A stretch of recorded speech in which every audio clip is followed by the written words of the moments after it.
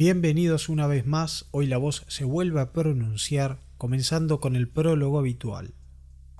Y llegamos, la Umbra, el tema tan esperado por ustedes de ser escuchado y por mí de hacerlo. Es un programa muy especial por diversos motivos sobre un tema muy especial. ¿Y qué es lo que lo hace tan especial y tan anhelado al programa? Yo creo que se debe a que la Umbra ha sido históricamente, casi me atrevería a decir, un tema bastante engorroso de explicar para narradores y de entender para jugadores. Y esto en gran medida entiendo que se debe a que todos habitualmente exigimos, demandamos unas precisiones, unas descripciones muy exactas que no todo siempre lo tiene. Y la Umbra en su carácter voluble es vasta en imprecisiones, sobre todo a medida que nos vamos adentrando en ella. En conclusión, para hacer lo más eficiente una explicación, un desarrollo sobre este tema, tomé varias decisiones. La primera es la siguiente explicación. El orden y las descripciones que se van a ir dando en los próximos programas, sí, esto va a ir en partes, era obvio, no es algo estricto o escrito en piedra. Si bien sale de los libros directamente, hay que entender de una buena vez que la Umbra es voluble, que posiblemente no haya dos tribus que la perciban igual, no haya dos razas, no haya dos auspicios, inclusive no haya dos individuos que la perciban de la misma manera. Podrían haber narradores, jugadores y Garú que entiendan que los 13 reinos próximos son esferas que giran con cierto patrón o no en torno a la penumbra y al reino de Gaia, mientras que otros podrían imaginar que los 13 reinos en realidad son cúpulas o domos clavados en el suelo brumoso de la penumbra a los que se accede atravesando las membranas. Ambos son descripciones distintas y ambas son correctas. Resumiendo, esto es una guía, es para que sea más fácil entender la Umbra, pero no es algo que, a pesar que viene de los libros, se tenga que tomar a rajatabla. Queda en cada uno cómo desea interpretarlo. Inclusive en los propios libros se insta a que no haya dos Umbras iguales. Entender esto último es comenzar a entender la Umbra. La otra decisión que tomé, ya la comenté, es que este programa va a ir en 3 partes, para ser más preciso. Insisto que esta decisión la tomé porque estoy convencido que ayuda al entendimiento de la Umbra a semejante concepto tan vasto. Por partes lo puede hacer más fácil. Además que de lo contrario no me hubieran escuchado más durante un mes y dentro de un mes estarían recibiendo un programa de 5 horas tranquilamente, con lo cual era mejor por partes, créanme. Dicho esto, voy a tomarme el atrevimiento de dedicar esta primera parte y las 2 siguientes a mi sobrina Gaia, que recientemente cumplió años. Y solo me resta decirles, como siempre, suscríbanse si todavía no lo hicieron, ayudan muchísimo al canal, likeen, comenten y compartan, algo fundamental. Pásense por la página de Patreon para apoyar a la causa. Y ahora sí, sin más preámbulos, háganme el favor y miren fijamente sus pantallas. Traten de ver más allá del reflejo mentiroso de estos negros espejos. ¿Las ven? Hebras de araña etéreas empiezan a dibujarse. Miren más allá aún y con un paso decidido hacia adelante, sumérjanse en la Umbra.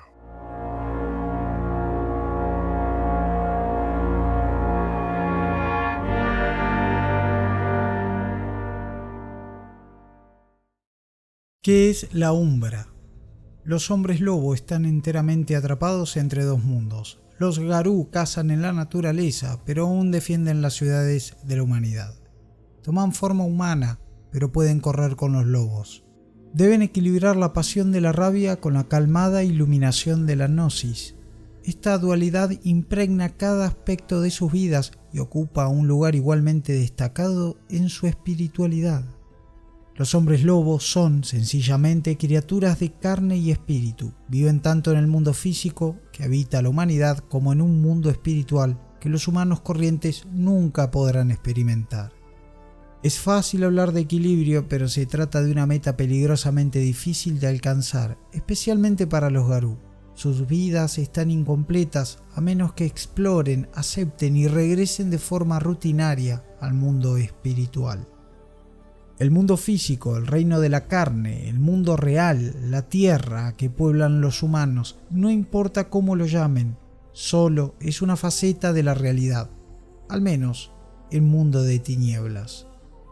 No obstante, es suficiente para la práctica totalidad de la raza humana, salvo por aquellos afortunados o malditos que despiertan a las ilimitadas posibilidades de la magia y lo sobrenatural.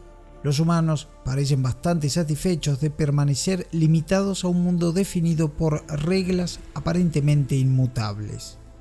Cuando un objeto cae, la gravedad lo empuja hacia el centro de la Tierra, y cuando un hombre muere, su cuerpo físico regresa a la Tierra. La gente ha creado una infinita variedad de filosofías y religiones para describir su concepto del mundo espiritual, pero en el mundo de los vivos, el reino del aquí y el ahora, la vida de la tierra es lo único que experimentarán durante toda su existencia. Quienes son conscientes de las fuerzas ocultas, sobrenaturales, mágicas y místicas, observan evidencias de la alternativa a este mundo físico definido por la ciencia y la razón. Los animistas perciben rastros de los atareados espíritus que nos rodean y algunos gnósticos creen que nuestro mundo está corrompido por el pecado, confundiéndonos y apartándonos de un reino superior que nos promete la salvación. Los yamanes humanos y Terge Garú relatan historias similares que describen espíritus actuando entre nosotros sin ser percibidos en el mundo real, susurrando y observando. Estas entidades deben obedecer sus propias leyes, pues los espíritus del más allá no están limitados a nuestro plano de carne y materia. Pueden viajar entre mundos, como dice el soneto, entre mundo superior e inferior. Los Garú no necesitan teorizar ni especular acerca del mundo espiritual, pueden acceder a él. Los hombres lobo pueden comprobar fácilmente que las entidades vivas más vitales y vibrantes del mundo físico arrojan sombras en el más próximo de los mundos alternativos.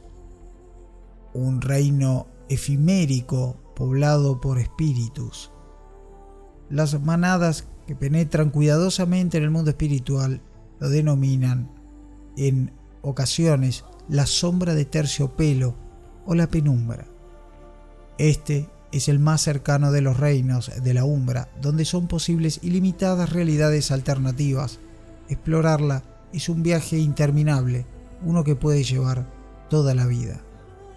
Cualquier descripción de la forma o el aspecto del mundo espiritual, debido a su propia naturaleza, sonará siempre filosófica, teórica o incluso poética.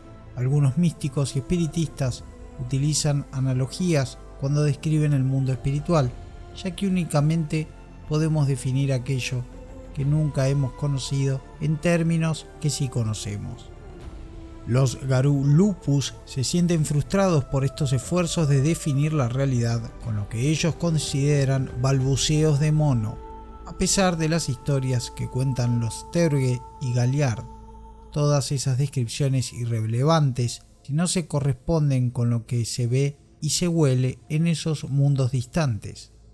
A pesar de esto, todas las historias tienen las mismas premisas. La Tierra se encuentra en el centro de Gaia, los cielos se alzan sobre ella, el inframundo yace bajo y el mundo espiritual de la Umbra la rodea por todos lados.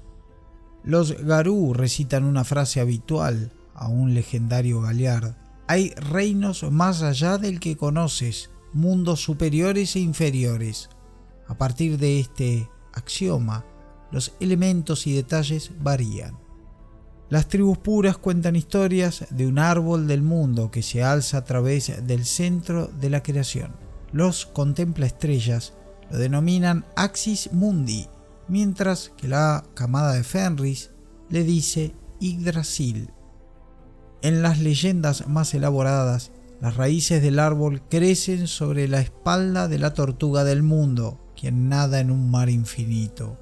Cada historia es diferente y todas ellas son igualmente ciertas. Cuando los cachorros escuchan estas historias les pueden sonar contradictorias, pero son más que meras fábulas.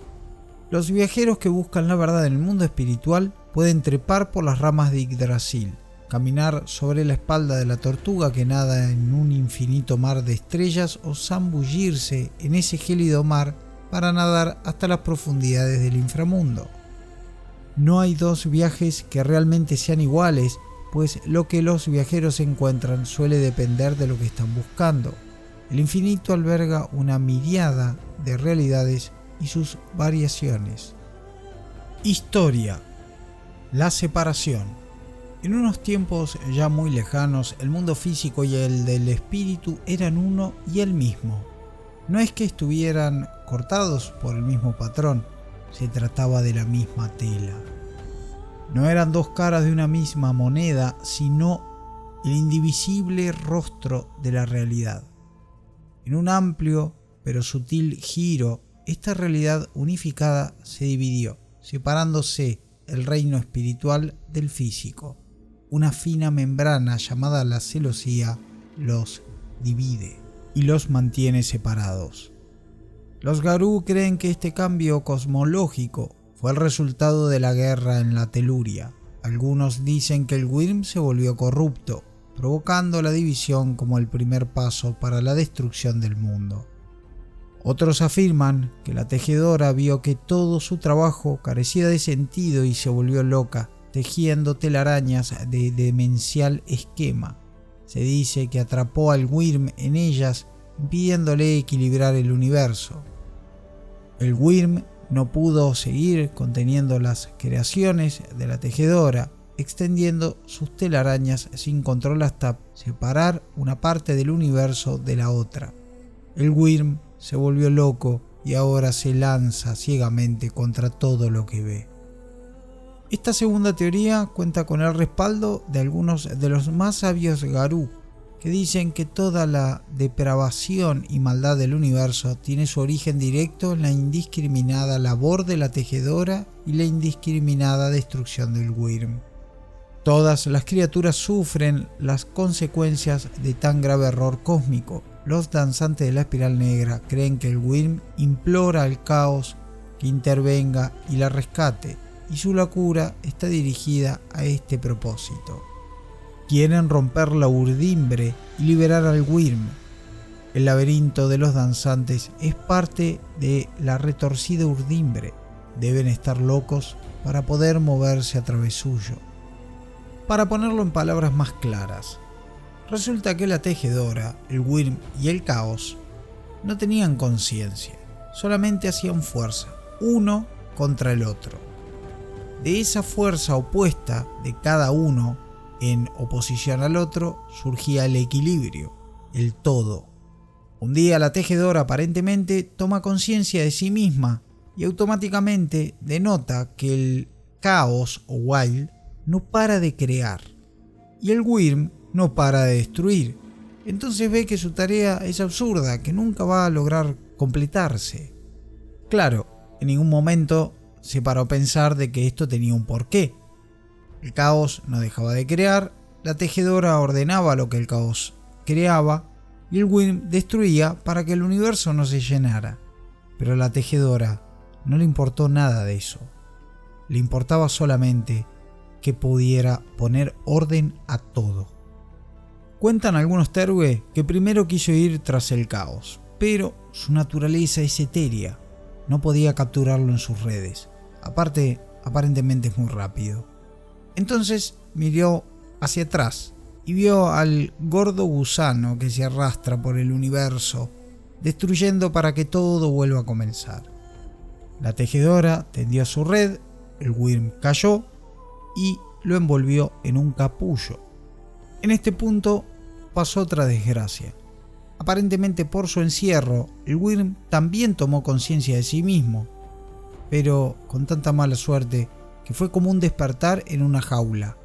Al encontrarse encerrado, enloqueció.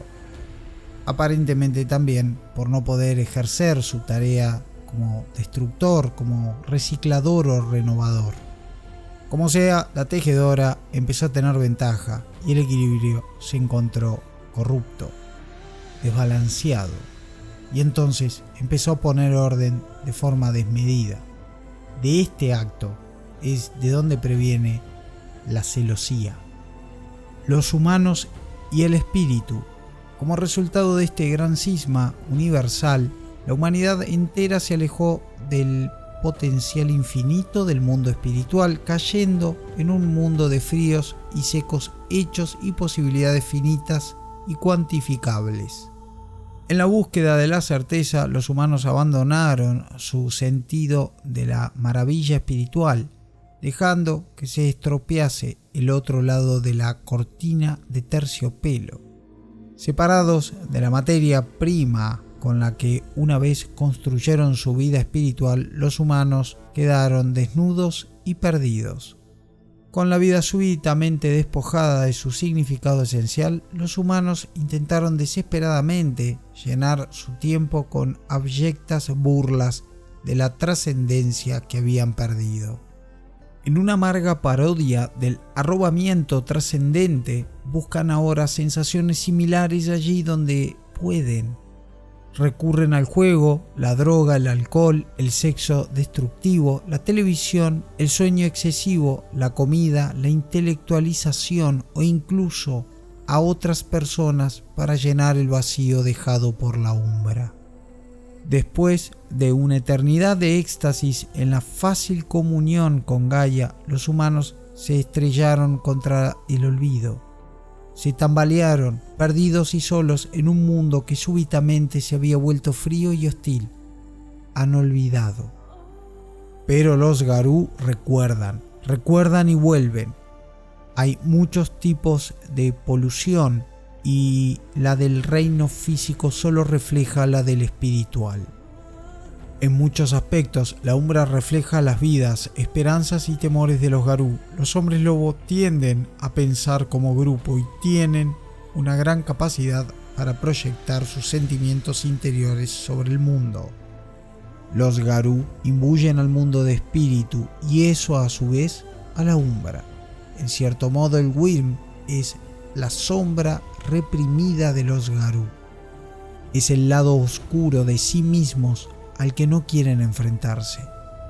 Proyectan en el caos sus sentimientos acerca de un perfecto mentor cósmico y en el Wyrm la forma de su peor enemigo. La umbra y los Garú. Los hombres lobos son criaturas de dos mundos, pero no tienen su hogar en ninguno de ellos. Como manadas sin descanso, pasan de un hostil mundo físico infestado de humanos a un aterrador mundo espiritual corrompido por el Wyrm, y otra vez de vuelta, buscando más allá del horizonte una paz que nunca tuvieron. El mundo físico es un paraje de insoportable belleza, arrebatadora maravilla y sutil amenaza. Así es también la umbra, salvo que las maravillas son todavía mayores y las amenazas no son tan sutiles. Los riesgos y peligros de la umbra empequeñecen a los del mundo físico de la misma forma que las impresionantes vistas de los horizontes umbrales empequeñecen a los del plano físico. Estos dos mundos son uno, su unidad desapareció hace una eternidad. La umbra crece desde el mundo físico, rodeándole como arremolinadas mareas de materia espiritual en órbita. Rodea, pero nunca toca, siempre del mundo, pero siempre aparte de él. La umbra también es el escenario donde los Garú habitualmente tratan con espíritus, una virtud tan importante como la habilidad del cambio de forma. Mientras, por ejemplo, los vampiros, mayormente de forma inconsciente, utilizan para alimentar sus poderes a espíritus malignos, o los magos someten a los espíritus para torcer la realidad, los Garú bien pueden ser las únicas criaturas que negocian con ellos, en la mayoría de los casos. Y a cambio reciben favores, reciben poderes y secretos. Desconexión. Se supone que los Garú deben vivir entre la Umbra y el mundo físico. Si se quedan demasiado tiempo en uno, empezarán a desconectarse del otro. Por cada año que un Garú pase en la Umbra, aumentará su dificultad para atravesar la celosía y volver al mundo físico. De igual manera ocurre cuando un Garú pasa demasiado tiempo en el mundo físico sin visitar la Umbra. Esto último suele traer como consecuencia adicional que el Garú pueda llegar a perder el lobo, un término utilizado por los Garú para aquellos que pierden la capacidad del cambio de forma. Una búsqueda en el otro reino puede solucionar la desconexión. Los auspicios en la Umbra. Cada auspicio tiene su particular visión de la Umbra y su función en la misma. Cada uno sirve a un propósito y juntas las lunas pueden superar cualquier desafío en el mundo espiritual. Los Ragabash en la Umbra son los cuestionadores, los embaucadores, los bufones de todos los auspicios. El suyo es el mejor acogido en la Umbra, al menos eso aseguran los propios Ragabash. No tienen los dones Tergue o de los Philodox, pero están más cerca de la esencia filosófica de la Umbra. Posibilidades ilimitadas y reglas de realidad rotas en pedazos hacen el mundo del espíritu. El Ragabash se escurre en la Umbra y desvela sus verdaderos secretos. Su papel es encajar allí donde no han sido invitados. Nada puede detenerlos, ningún pensamiento, emoción o barrera. Deben extender la influencia del caos. Deben proteger a sus hermanos Garú mediante sus pensamientos creativos y sus habilidades para explorar. Se ríen del Wyrm, pues el momento en que se cree más fuerte él es en realidad el momento de los Ragabash. La cortina de terciopelo los protege.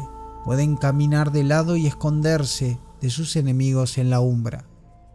Aumentan sus habilidades para el sigilo usando a la Umbra como aliada. Van a la Umbra para hablar con los grandes embaucadores. Observan a los demás auspicios y aprenden de sus secretos. Prestan atención a los hombres detrás de los telones. Exponen a lo que hay más allá de la celosía y la membrana. Fuerzan las cosas y desafían a la realidad como solo un luna nueva puede hacerlo. Tergue. De todos los auspicios, los luna crecientes son los que más tiempo pasan contemplando los misterios de la Umbra. Sus dones les permiten comunicarse con el mundo del espíritu y entenderlo más fácilmente que cualquier otro auspicio. Deben explorar y cuestionar, siempre buscando, uniendo poco a poco todas las piezas del rompecabezas umbral. Pero cada pieza nueva comprendida conduce a otros rompecabezas. Habitualmente encontrarán que no tienen más que una pequeña parte de un misterio mayor. El tiempo y el espacio y cualquier otra área constante son tan variables como los vientos. Tienen que aprender a surcar los vientos umbrales. Los demás auspicios necesitan su comprensión de la Umbra. Son, en última instancia, responsables del trato con los espíritus y de guiar a sus compañeros de manada a lo largo de los senderos lunares. Son buscadores, y la Umbra es la frontera definitiva. Disfrutan del gozo del descubrimiento y atesoran a sus aliados espirituales. Los Philodox. La Umbra es un lugar extraño, lleno de visiones ajenas a la Tierra. Los Philodox se aseguran de que esas nuevas experiencias no les hagan olvidar sus leyes. Los propios Philodox aseguran de que todos los auspicios tienen un papel en la Umbra, y ellos no son un caso diferente. Sin embargo, el suyo es el papel de equilibradores, haciendo que los demás recuerden que sus acciones en la Umbra pueden tener consecuencias en cualquier otra parte. Entienden que pueden existir entre los Garú quienes usarían la Umbra a capricho sin preocuparse por los resultados. Hay quienes forzarían los límites de la tolerancia de Gaia sin ver que pueden llegar demasiado lejos. Los Philodox saben estas cosas. Tal y como la media luna es el equilibrio entre la luz y la oscuridad, ellos deben serlo entre lobo y humano, caos y tejedora, físico y espíritu. Deben ser los abogados de la moderación y el equilibrio en todas las cosas, especialmente entre los misterios de la Umbra que son desconocidos y los que no se pueden conocer. Pero esta actitud moderada no significa que no deban sentir el poder de la Umbra. Es un lugar increíble para un Philodox. Tienen el poder de dirigir a los espíritus, los bloques de construcción de la Umbra. Reciben antiguas sabidurías de los tótems. Estos beneficios otorgan un enorme potencial y una enorme responsabilidad. Nunca deben olvidar su responsabilidad. Son jueces, árbitros y guías. Los Galliard en la Umbra. Muchos Garú creen saber lo que hay más allá de la cortina de terciopelo. Algunos desarrollan sistemas y conceptos sobre ella. Entre los moradores del cristal hay quienes intentan reducirla a ecuaciones. No comprenden la naturaleza del mundo del espíritu. Si la entendiesen, se darían cuenta de que la Umbra no es una cosa, es la verdad de cada canción jamás cantada. El espíritu de la Umbra es el significado detrás de sus danzas, de las danzas de los Galliard, el sentido mismo de la vida. Al igual que cada individuo tiene sus propios sueños, pensamientos y significados, todos los Galliard tienen su propia visión de la Umbra, por no decir todos los Garú. La Umbra es donde los deberes de un Galliard son los más importantes de entre todos los auspicios. Son quienes modelan el sueño y la emoción. Deben inspirar y animar a sus aliados. Son los más cercanos a la Umbra.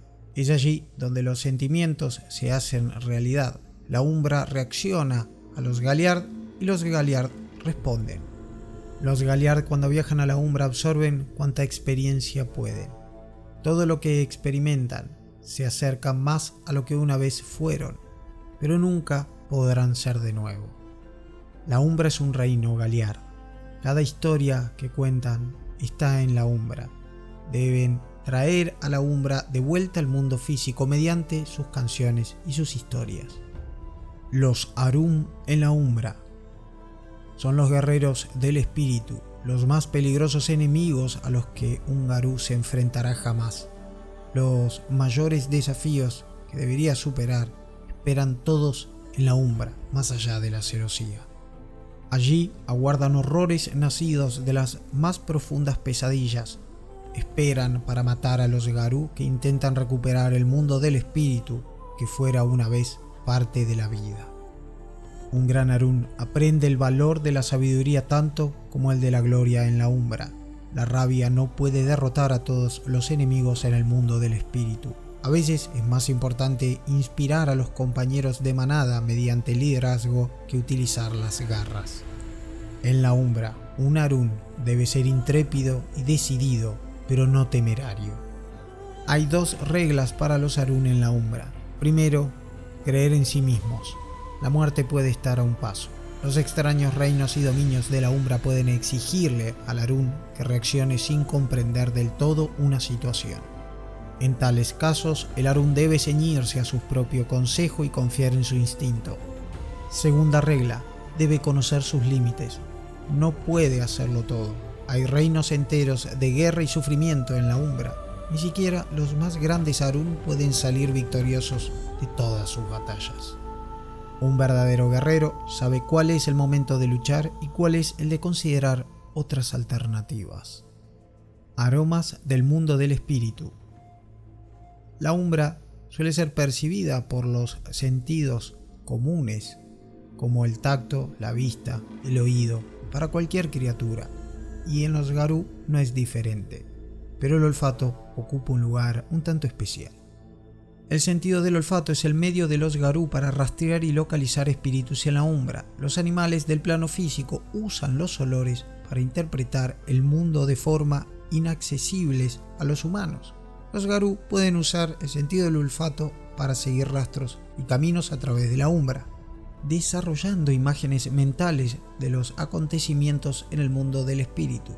El olor permite a los Garú seguir las trochas, pudiendo localizar los reinos próximos y sus patrias tribales por medio del olfato.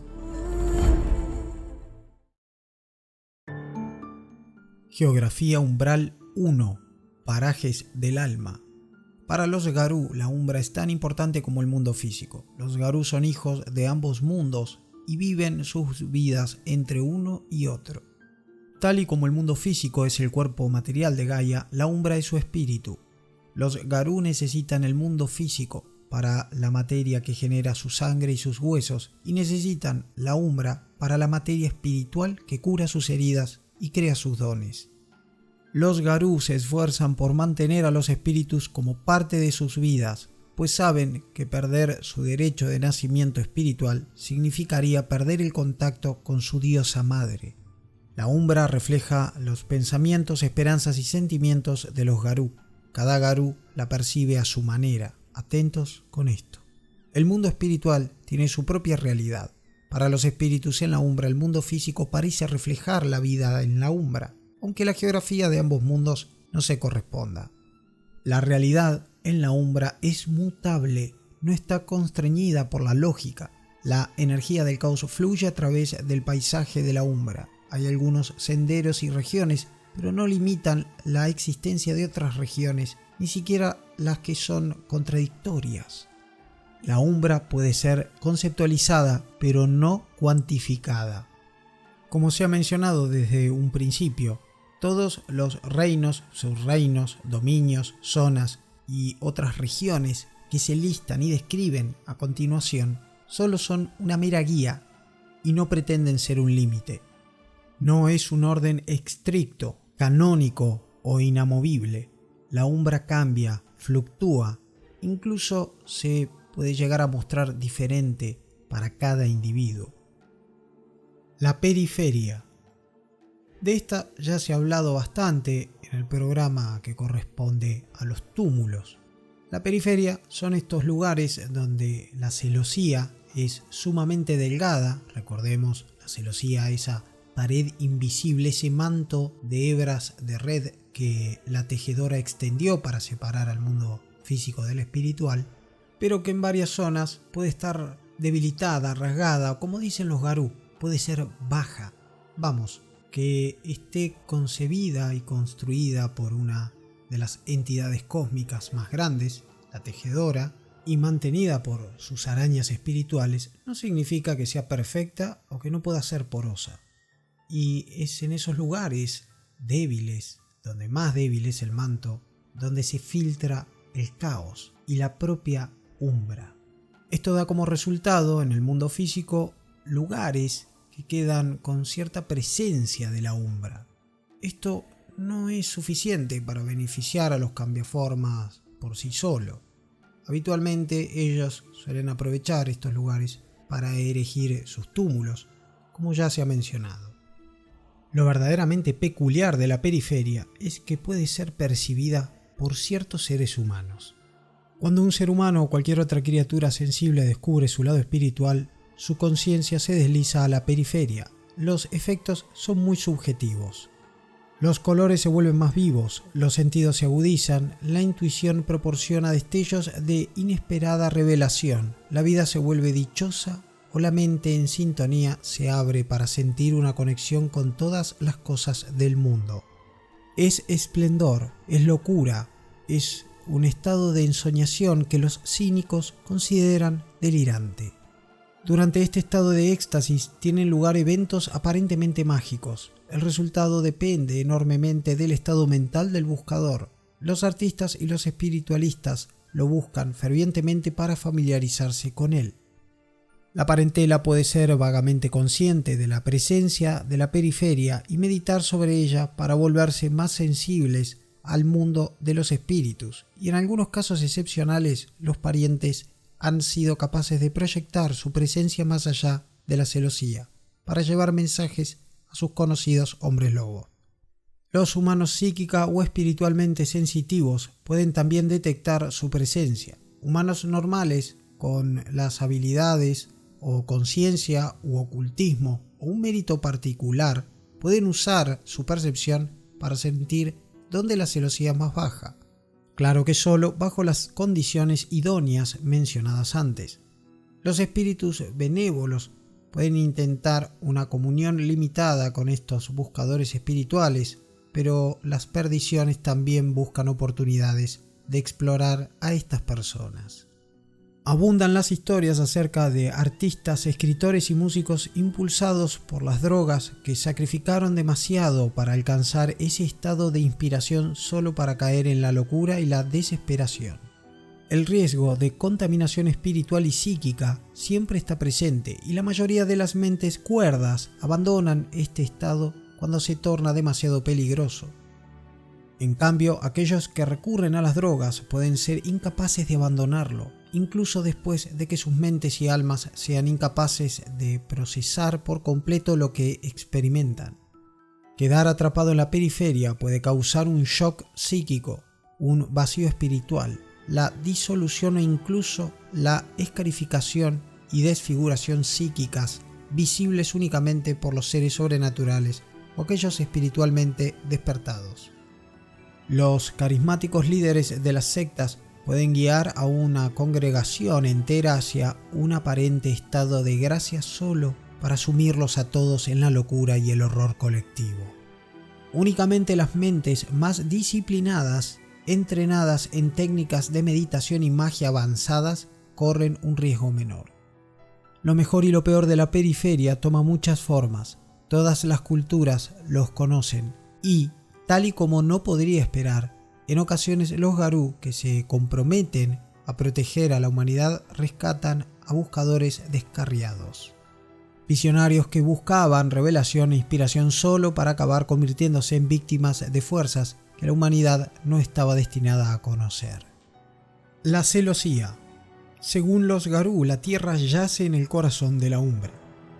Este mundo de materia física está separado de los efiméricos reinos espirituales por una barrera conocida como la celosía, que rodea la realidad física de la Tierra y separa lo mundano de lo espiritual. Cualquier viajero que abandone el mundo físico hacia la Umbra debe atravesar la celosía.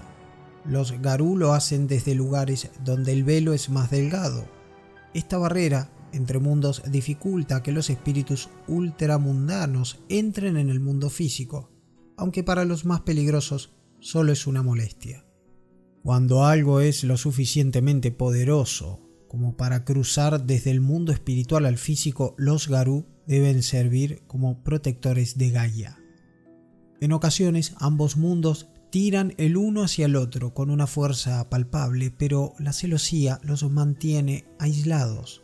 Se dice que tanto mundo espiritual como físico permanentemente se reclaman.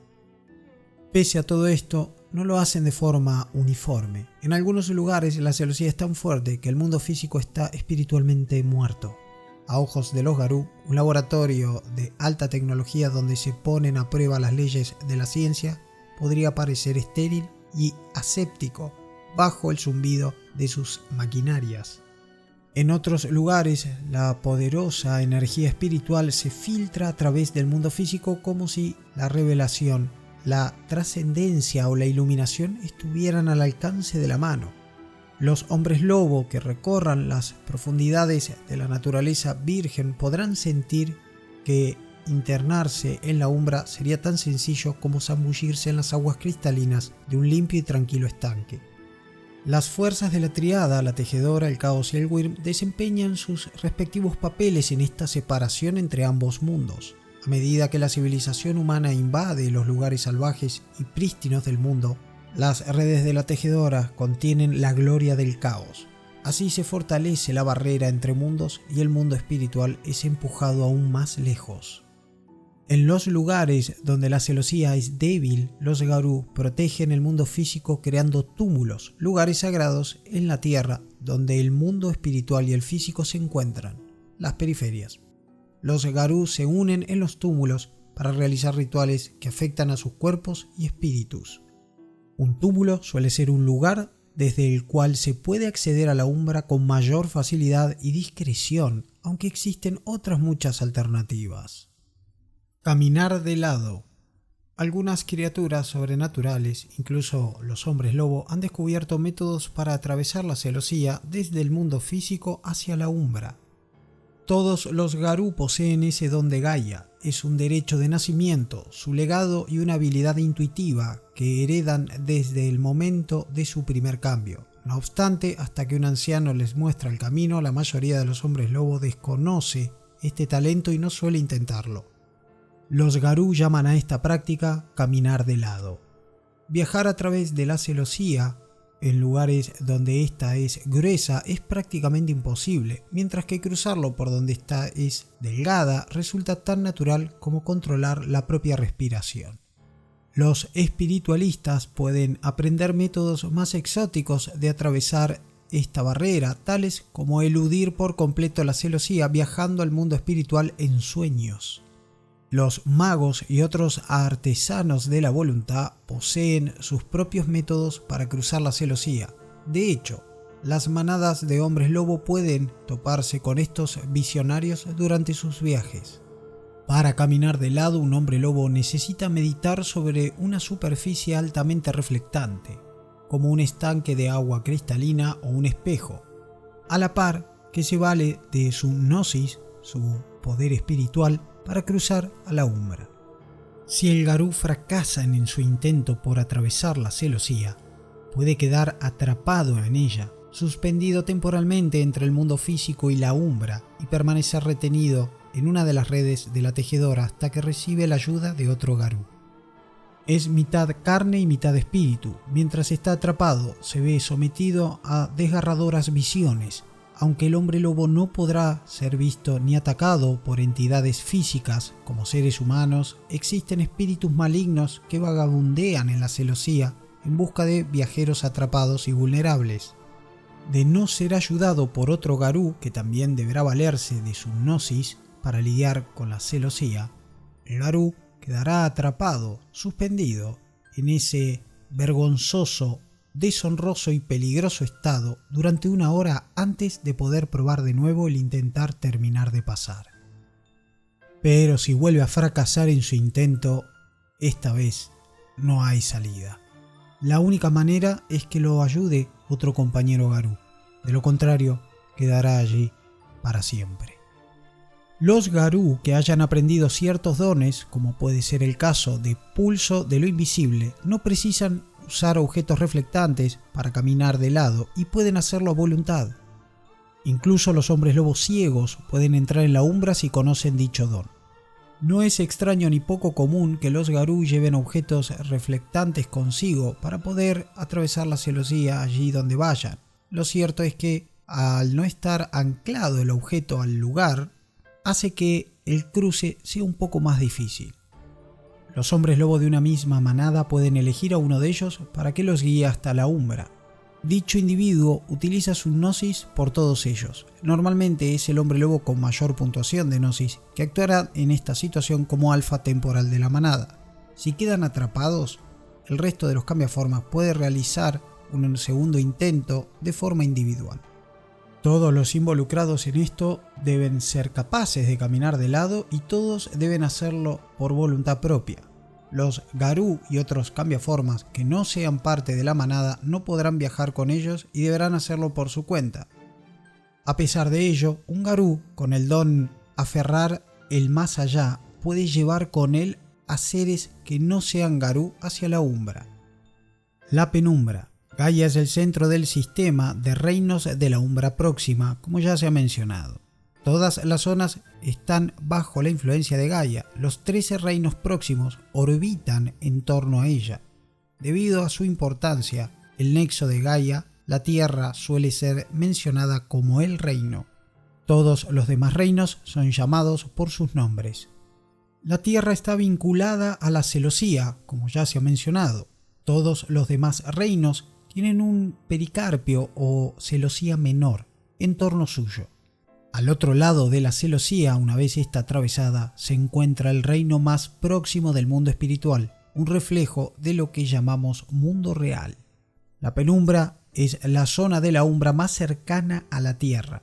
Es el destino espiritual más común entre los Garú, uno en el cual, además de enfrentarse a espíritus malignos empeñados en corromper el mundo espiritual, también pueden vislumbrar lo que hay tras el reino que conocemos como realidad. Así como el mundo físico está compuesto de materia física, el mundo espiritual está compuesto de materia espiritual llamada efimería. El paisaje de la penumbra se parece vagamente al del mundo físico de nuestro lado de la celosía. Una calle sigue pareciendo una calle y un parque sigue pareciendo un parque, pero los únicos objetos que aparecen sólidos y permanentes corresponden a aquellos que contienen grandes cantidades de energía espiritual.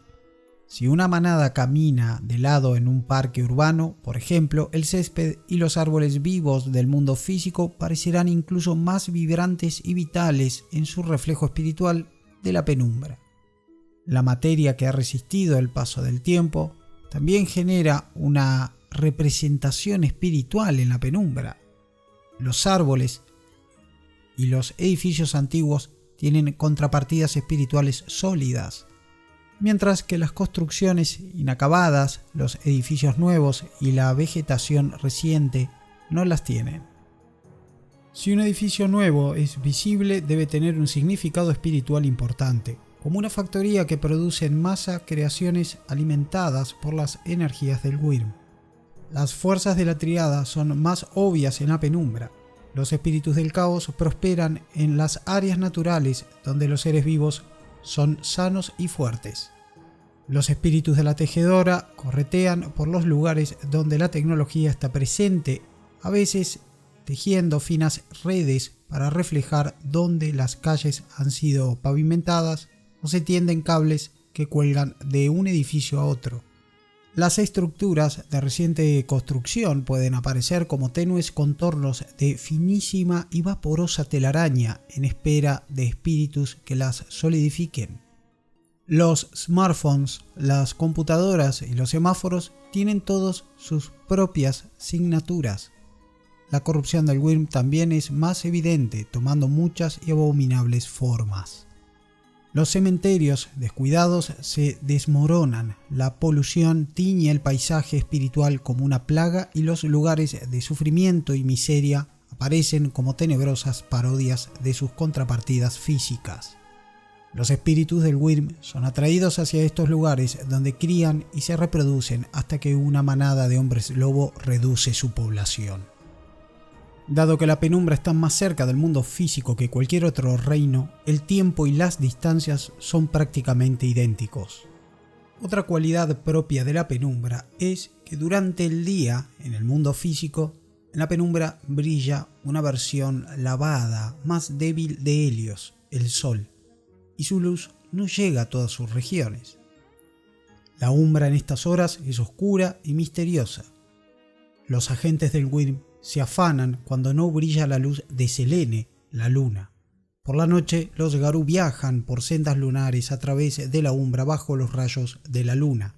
La fase lunar en la umbra coincide con la de la Tierra. En algunos casos, si un lugar cambia en la penumbra, la atmósfera de su equivalente en el mundo físico también cambiará.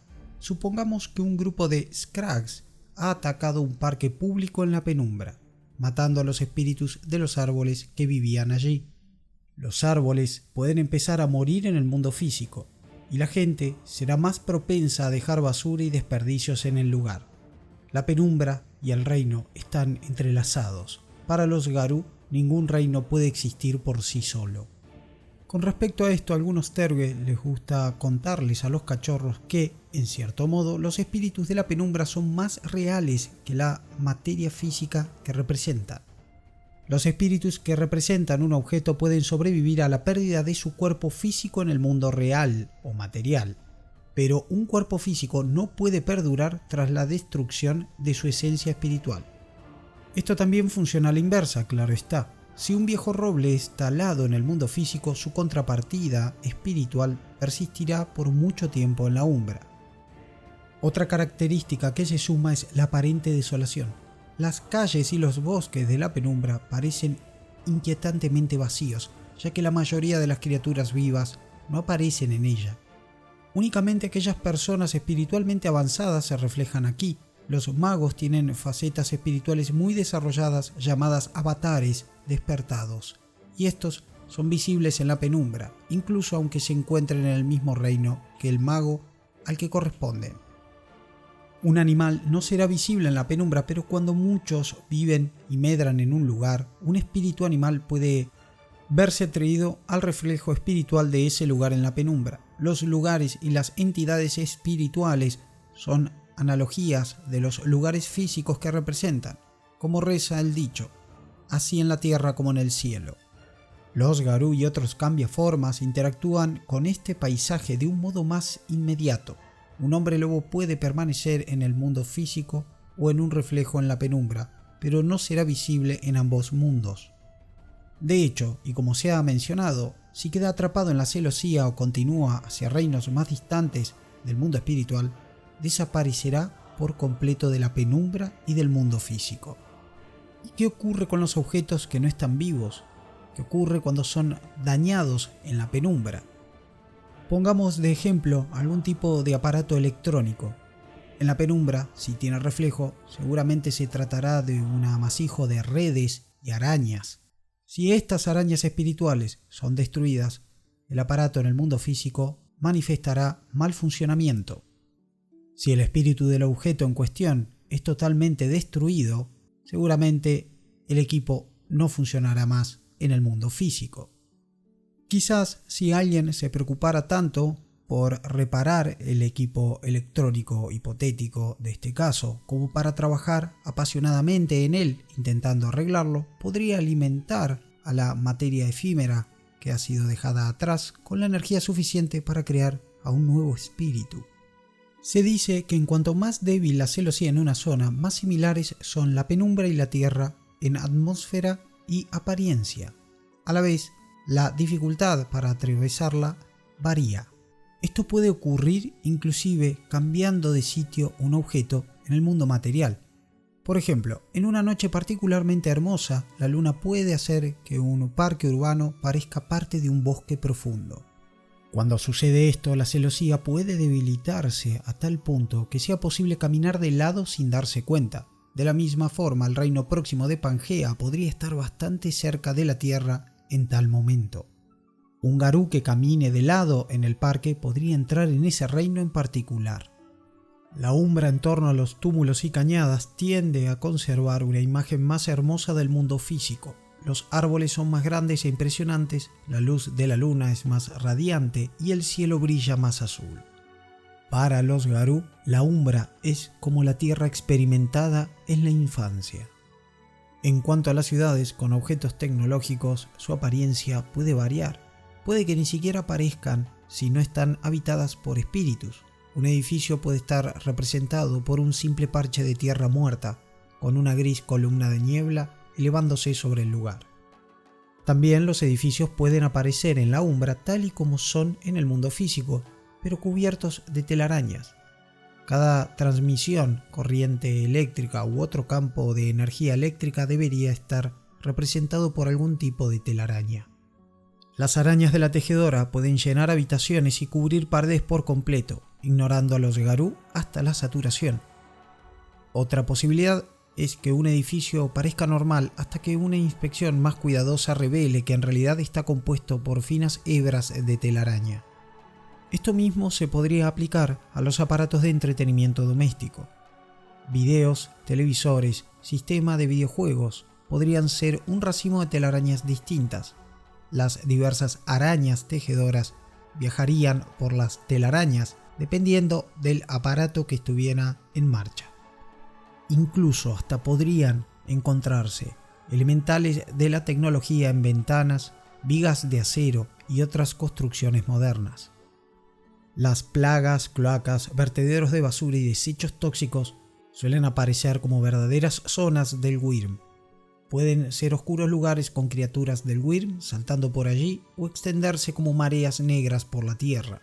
También pueden combinarse con la imagen de la tejedora, creando siniestras telarañas de espinas o tentáculos retorcidos y charcos de lodo.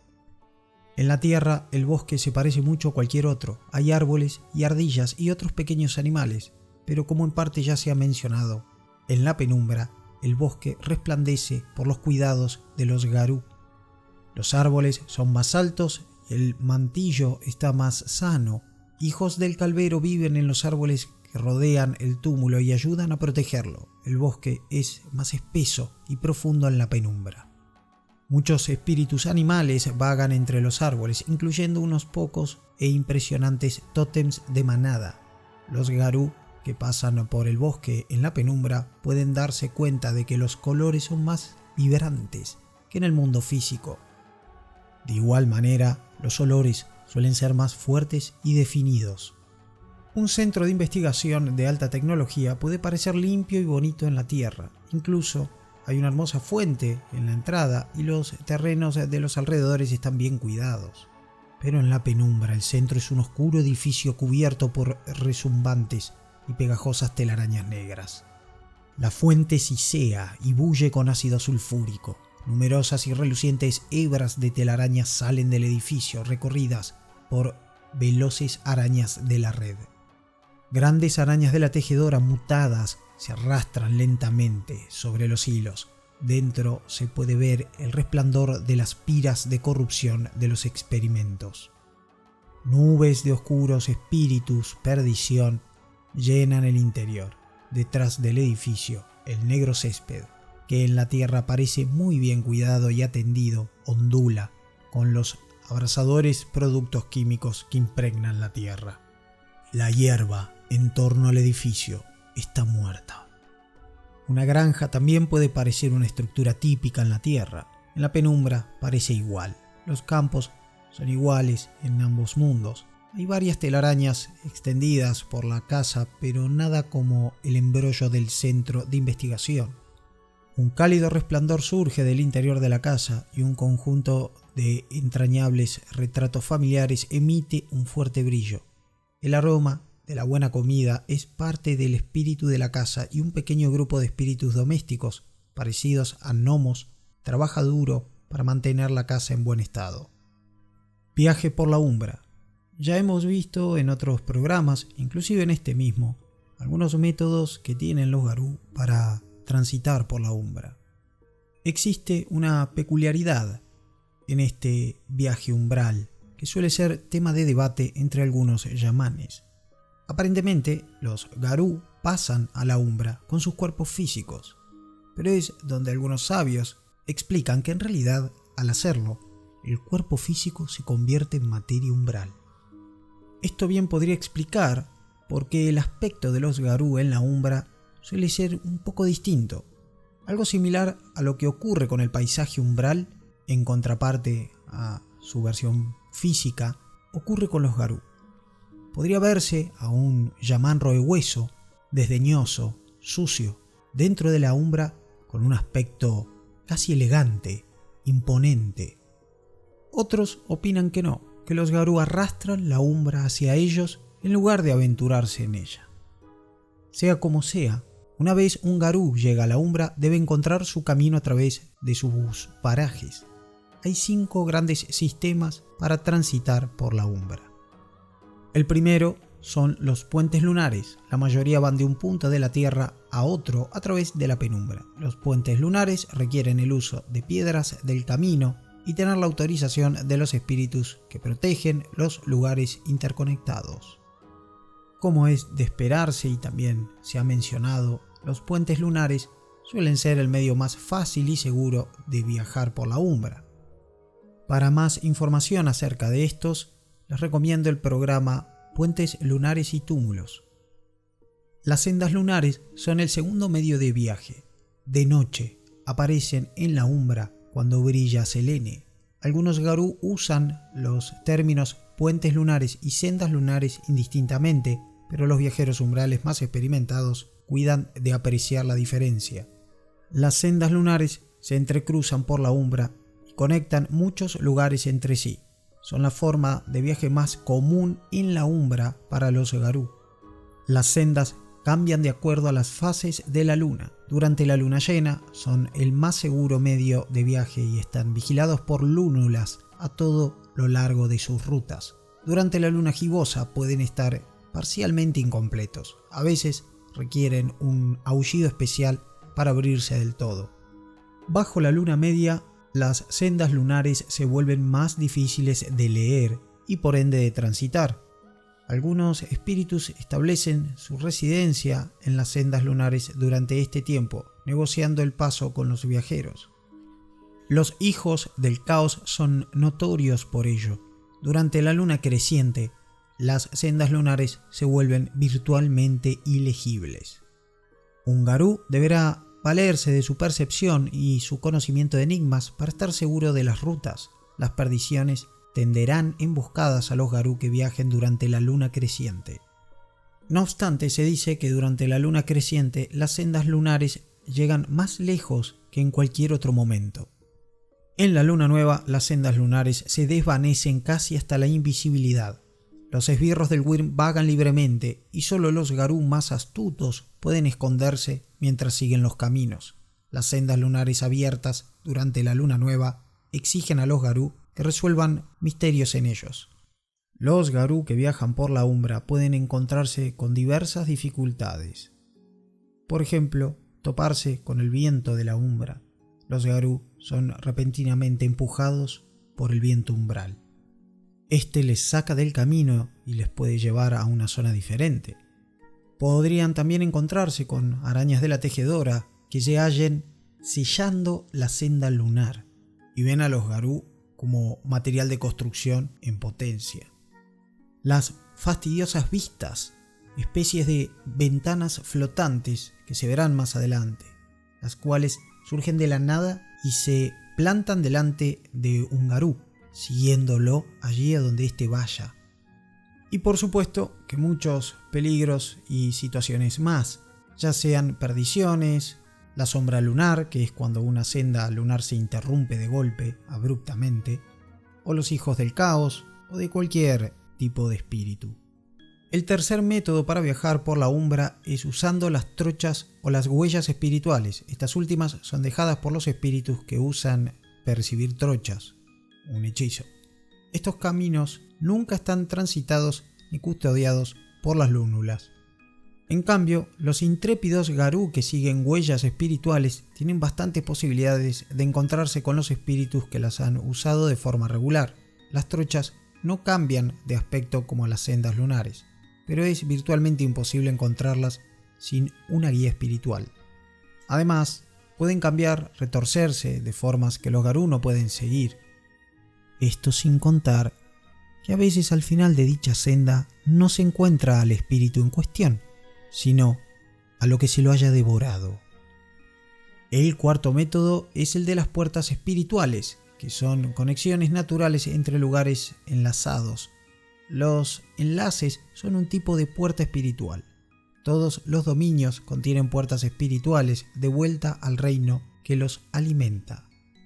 Este tipo de viaje puede proporcionar un desplazamiento casi instantáneo de un lugar a otro.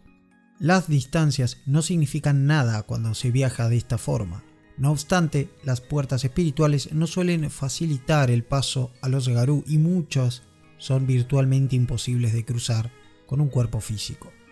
Los garú que se proyectan con el don de la mente astral no tendrán este problema. Las principales puertas espirituales están casi siempre custodiadas. Cuando mayor es la cantidad de energía espiritual en los lugares interconectados, más posibilidades hay de atravesar la puerta.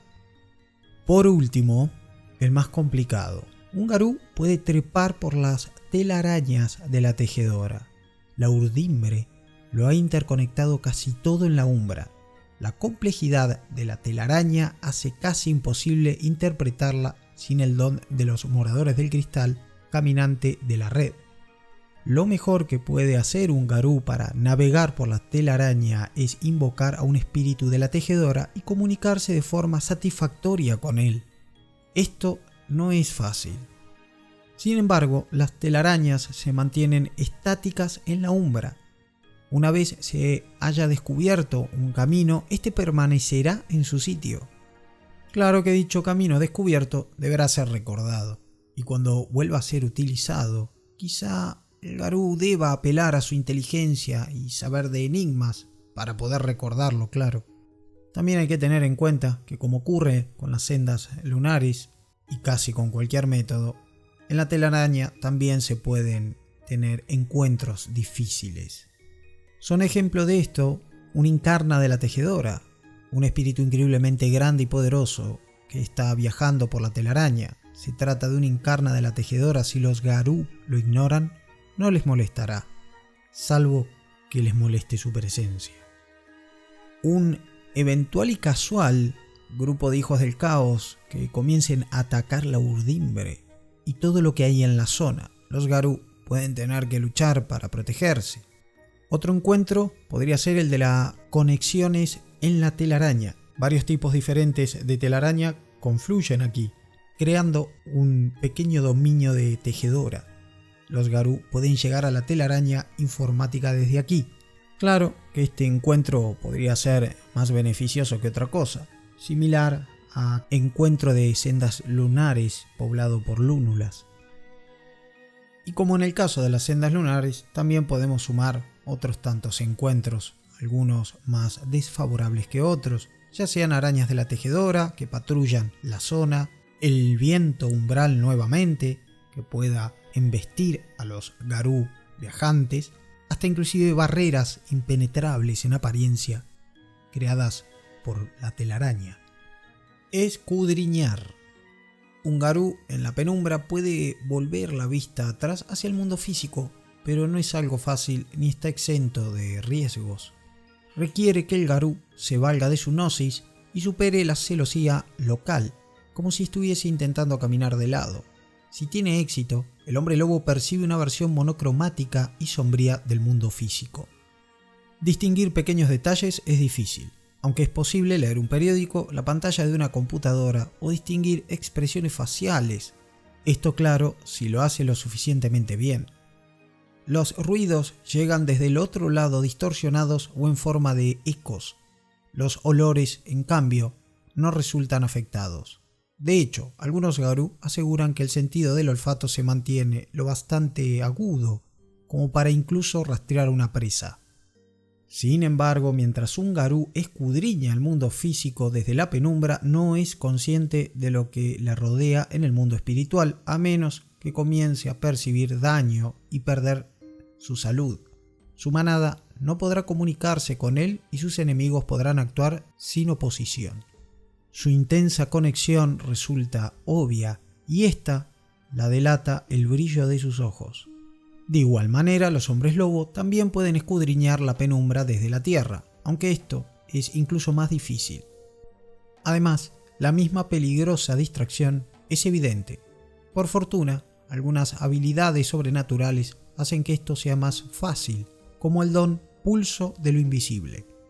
Algunos espíritus en la penumbra podrían asimismo percibir de forma muy tenue los eventos del mundo físico. Esto requiere el encantamiento escudriñar por parte del espíritu, aunque distinguir los detalles resulta tan difícil para los espíritus como lo es para los Garú, y requiere el mismo esfuerzo. Una de sus aplicaciones más útiles es recabar información de un espíritu a quien se ha encomendado vigilar a una persona o un lugar específicos, mientras que una de las situaciones más peligrosas es cuando una perdición es quien lo lleva a cabo o utiliza esa información para acechar y corromper a una víctima inocente. Dominios. Existen pequeñas dimensiones dispersas por la penumbra que reciben el nombre de dominios, zonas que corresponden a áreas existentes tanto en el reino físico como en la umbra próxima. Toman energía y definición de sus contrapartidas en la umbra próxima. A partir de ese punto, las alternativas a la realidad se tornan más extrañas. Se desvían más de las reglas de la realidad que los humanos conocen, incluso cuando muestran aspectos de esta de formas que los seres sobrenaturales imaginativos, creativos e iluminados pueden entender. Los Garú pueden acceder a la limitada realidad de un dominio desde la penumbra. Las cañadas son dominios habitados por espíritus del caos e impregnados de las manifestaciones puras de Gaia. Una cañada es una manifestación perfecta e idealizada de su mundo natural, al menos de un bioma en particular. Sus pobladores suelen ser espíritus animales inteligentes o espíritus plantas parlantes. Las cañadas pueden servir como zonas de cría para los espíritus del caos, liberándolos en dimensiones vecinas o incluso en el así llamado mundo real. A veces un avatar de un tótem Garú se retira a una cañada para curarse o meditar. Se sabe que los hombres lobo hacen lo mismo. Un Garú que sucumba a la apatía y a la depresión del arano puede retirarse al ambiente perfecto de una cañada hasta que se transforme en puramente espiritual y olvide por completo sus preocupaciones terrenales. Los garras rojas y otros Garú con mucho impulso primario tienen una habilidad casi intuitiva para entender e interpretar eventos en la cañada. Otro conocido beneficio de las cañadas es que permiten que los Garú recuperen gnosis. Las cloacas. Las cloacas son dominios del Wyrm, parecen áreas desoladas, presas de la polución. Cada una contiene un pozo que libera energía de Malfeas. Esto alimenta el dominio y ofrece un portal directo a Malfeas. El poder del Wyrm hace que las cloacas sean peligrosas. Estos dominios corresponden a lugares donde hay vertidos tóxicos, áreas de polución y lugares de extremo sufrimiento humano. Se los puede encontrar flotando aislados entre la penumbra y la umbra próxima, o se puede acceder directamente a ellos desde algunos de los más horribles vertederos tóxicos. Una manada de cambiaformas puede verse sorprendida al caminar de lado desde un lugar infernal de la tierra y aparecer directamente en una virulenta cloaca.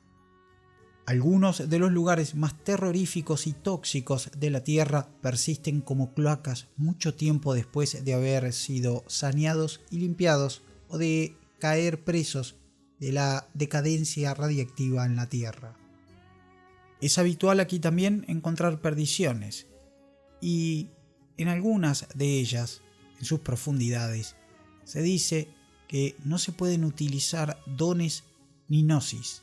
Muchos Garú ganan rabia por el mero hecho de acercarse a una cloaca. Los epífes de la edición 20 aniversario son extraños reinos que personifican conceptos como el color azul, el número 4 o el olor de la canela. Los contemplaestrellas y otros hombres lobo con la habilidad enigmas o una elevada puntuación en su gnosis pueden obtener revelaciones meditando en ellos.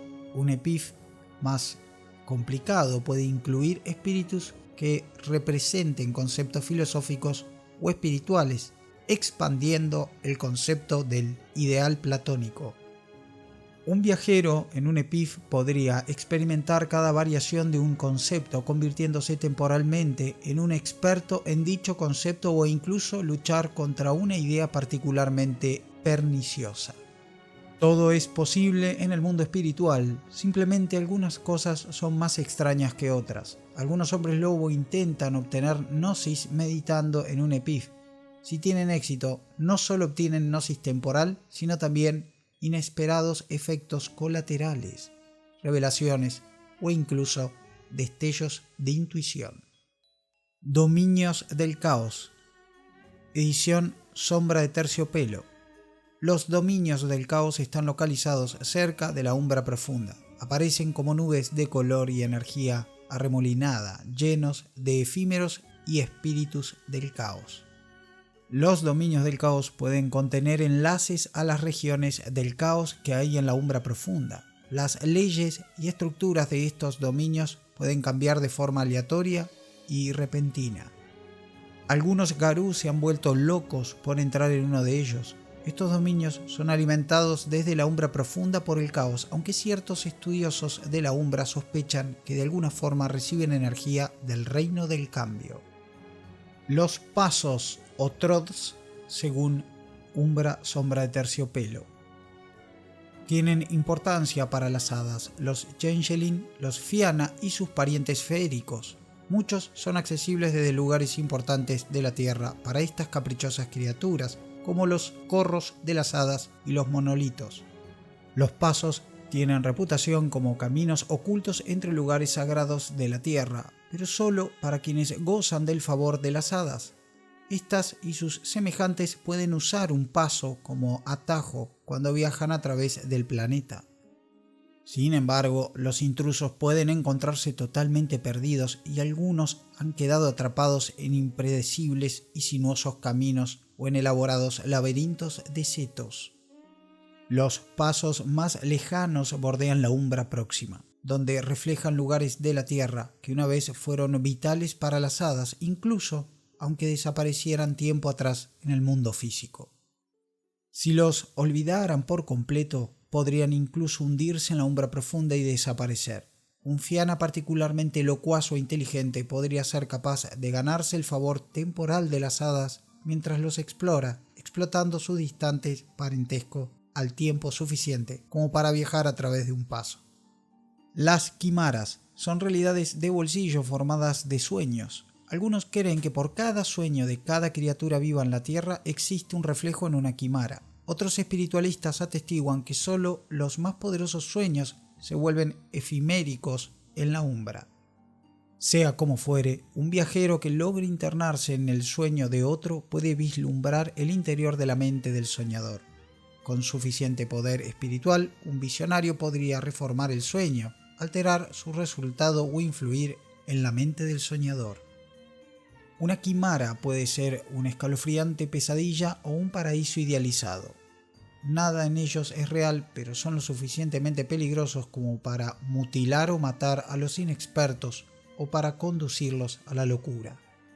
Los magos de la mente son especialmente hábiles a la hora de manipular quimaras y como tales pueden ser rivales para manadas de hombres lobo en peregrinación onírica. La entrada a las quimaras suele manifestarse como nieblas en la penumbra que rodean a la persona durmiente. Todas las quimaras están conectadas a la zona onírica, son alimentadas por el soñador y se dice que algunas desaparecen una vez se despierta este. Lunae, de la edición Umbra Sombra de Terciopelo. Los lunae son dominios formados donde se cruzan sendas lunares. Son brillantes áreas plateadas donde habitan las lúnulas. Los hijos de Febe pueden regresar hasta ella en el reino etéreo mediante puentes lunares especiales que pueden utilizar en las lunae. Los vagabundos de la umbra las utilizan para descansar y recuperarse del viaje en una relativa seguridad. El celeste Selene suministra energía a las lunae. Plagas son aislados paisajes urbanos, reinos mixtos donde la tejedora y el wyrm son igualmente poderosos. Los espíritus de la tejedora construyen y mantienen esta metrópolis dentro de las plagas, incluso mientras los espíritus del wyrm las corrompen y destruyen. Algunas son caricaturas o parodias de ciudades reales, mientras que otras son sospechosamente genéricas. Todas ellas tienen algo en común. Las fuerzas naturales del caos son casi inexistentes allí. Las plagas son paisajes estériles y vacíos donde los espíritus de la tejedora y el wyrm compiten por medrar y dominar al contrario. Cuando más gruesa se torna la hebra y los muros de edificios efiméricos y el sistema urbano, más se encolerizan los espíritus del wyrm. Por supuesto, cuando un espíritu de cualquier bando es destruido, es solo cuestión de tiempo antes de que éste recupere su forma para comenzar de nuevo la interminable contienda. Si uno de los bandos en conflicto gana, quizá con ayuda de visitantes de otros reinos, la plaga se transformará en un campo de cría para el wyrm o la tejedora. Se dice que una de las formas de atacar una plaga es cambiando el entorno en Gaia, destruyendo una fábrica en la cicatriz o recolectando gnosis para atacar a los espíritus que moran en su interior. Por lo general, esta versión explica que suelen ser necesarias las 3 acciones para destruir permanentemente una plaga. Pueden haber en ellas puertas espirituales que conducen a la cicatriz, al abismo, al ciberreino y a Malfeas. Las telarañas Son áreas donde los espíritus de la tejedora han clarificado y calcificado a fondo un sector de la penumbra. Actúan como centros neurálgicos para las maquinaciones de la enloquecida tejedora. Aunque para los Garú signifique arriesgarse a quedar atrapados en esas redes, ver drenada su voluntad o ser esclavizados por un ejército de espíritus, se sabe de héroes espirituales que han trepado por esas redes hacia otros reinos de la umbra próxima, dominados por la tejedora. Tal y como podía esperarse, los moradores del cristal encuentran más fácil obtener comprensión sobre los espíritus del lugar, quizá incluso llegando a controlarlos el tiempo suficiente para conseguir información o iluminación.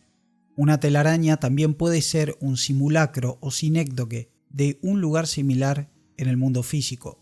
Una gran e insensible corporación u organización puede tener un campus o unas oficinas incluso más enrevesados en la telaraña.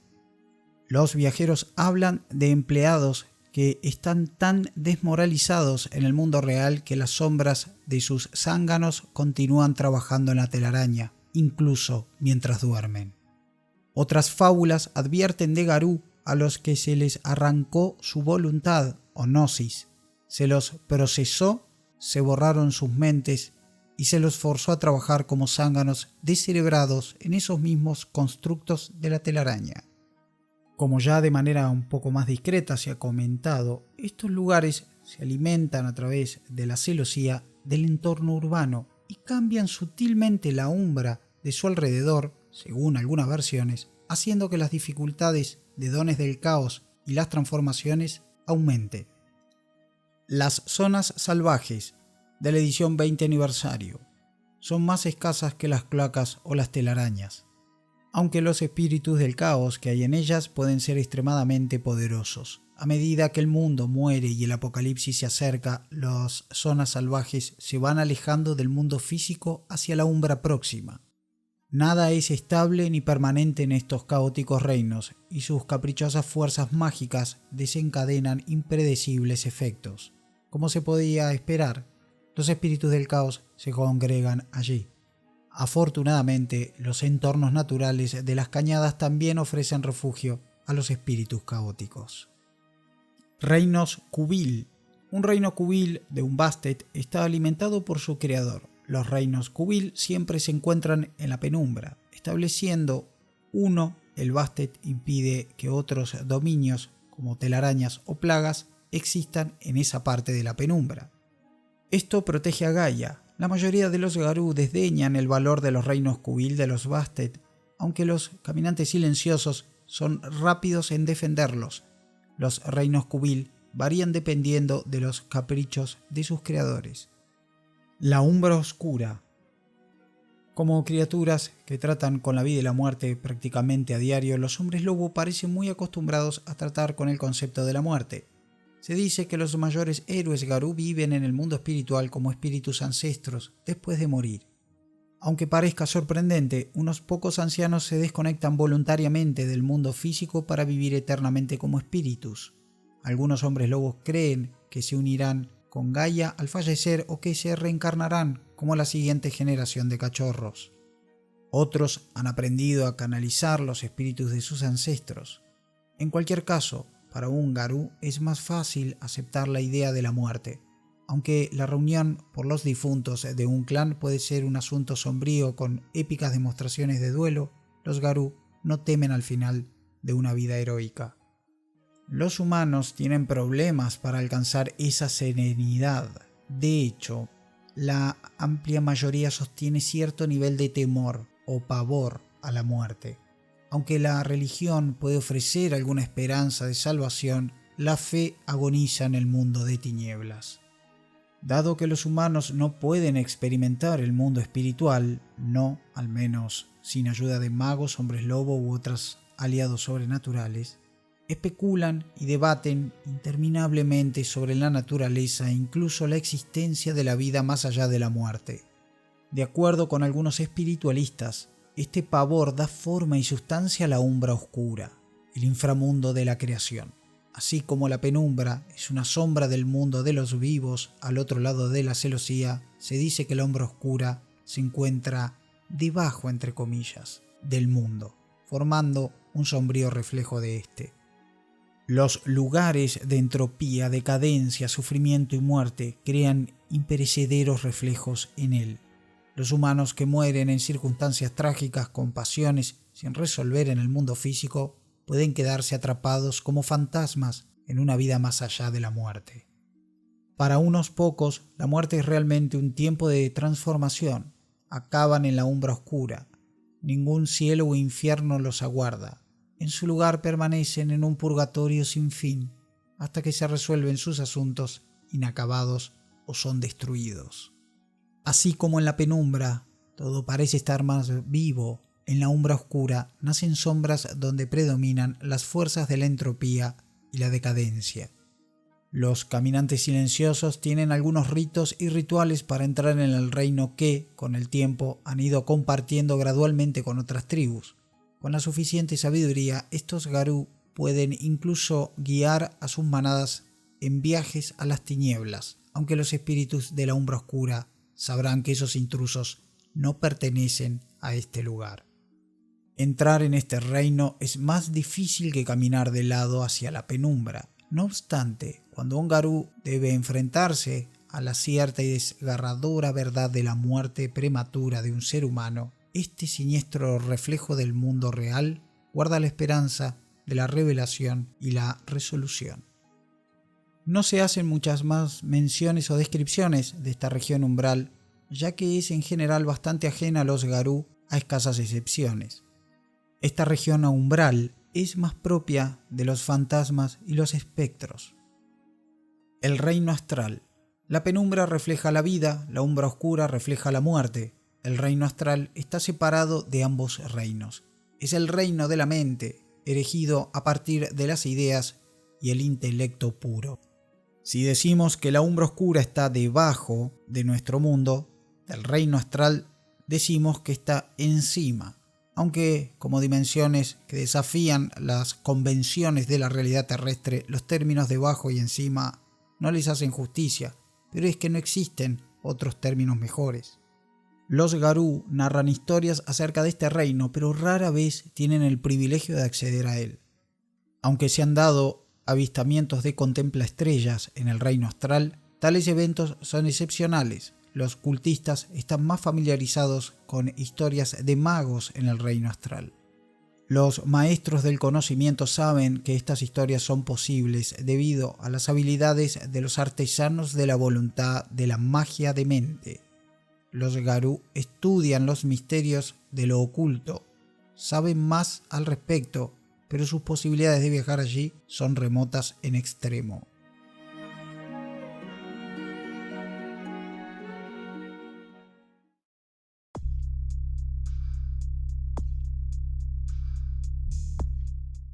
Y hasta acá la primera parte de 3 de la Umbra. Vamos a pasar, como es tradición, con los mensajes que no abundan hoy. Desde Corona Roll me escriben: oh, mira, primer comentario. Yo te entiendo, a veces no sale contenido como quisiéramos, más cuando estamos esperando poder hacer algo, sea como fuere buen video. Desde aquí un abrazo. Esto haciendo referencia a la segunda parte de Hombre Lobo Apocalipsis, de Puentes Lunares y Túmulos Notables. Y claro, ¿cómo no lo vas a ver? Ahí tienen Corona Roll, gran contenido que hace rolero, de Hombre Lobo también, altamente recomendado. Y sí, es así, a veces las cosas nos salen torcidas. Gracias, maestro, por la empatía, y por la buena onda como siempre. Joseph María Serrés Borrás me escribe: no es un tema emocionante, pero la información útil. Gracias por el video, como siempre, un abrazo y deseando ya los de la Umbra. Estábamos todos prendidos fuegos con este tema. Ya queríamos este tema. Yo inclusive para hacerlo era una cosa que quería cumplir con lo que quería cumplir, porque sí, porque ustedes tienen que tener la información de los túmulos más grandes, todo. Habrá temas que nos gusten más, otros menos. A ustedes escucharlos, a mí de hacerlos, pero mi idea es que esté todo lo posible.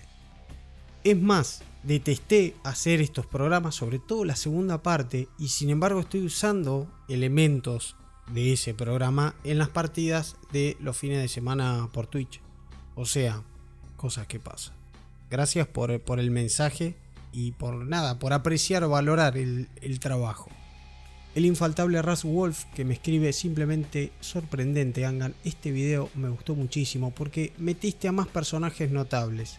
En lo particular, a mí me hace volar la imaginación pensando en la participación de estos héroes en grandes batallas y búsquedas. Importa mucho tu labor, hermano, me inspira. Gracias por alimentar mi imaginación en estos tiempos donde es tan fácil perderla. Bueno, Ras, sin comentarios, la verdad, como siempre, tus elogios me dejan totalmente estupefacto. Sí, es lo que más me gustó es eso, las personalidades. La verdad que el resto, más o menos. Lo que más me gusta es las personalidades, adhiero a lo que decís. Gracias, Racito, gracias de verdad, como siempre, vos también, con toda la onda. Jarod Gabriel Cornejo Tapia, que me escribe: el jardín japonés más grande fuera de Japón se encuentra en Buenos Aires, Argentina. Además, es el tercer país de Latinoamérica con más japoneses. Por lo que los clanes Bolisouhise y Haken podrían habitar en esta parte del mundo. Gracias por este gran video. Jarod, como siempre, full datos, es imbatible este señor, es imbatible. A mí me encanta lo que hace, lo que propone, porque termina dando el pie para un montón de planteos en partidas y demás. Gracias, Jarod, sabés que de verdad, Pero esta vez vale doble tu comentario, porque encima me llega al corazón. Ese jardín que mencionás, este humilde locutor, lo transitaba en sus épocas, no sé si está bien dicho, pueriles, más jóvenes vamos a decir. Corría el año 2004-2005, estoy hablando de hace 15 años y no más atrás.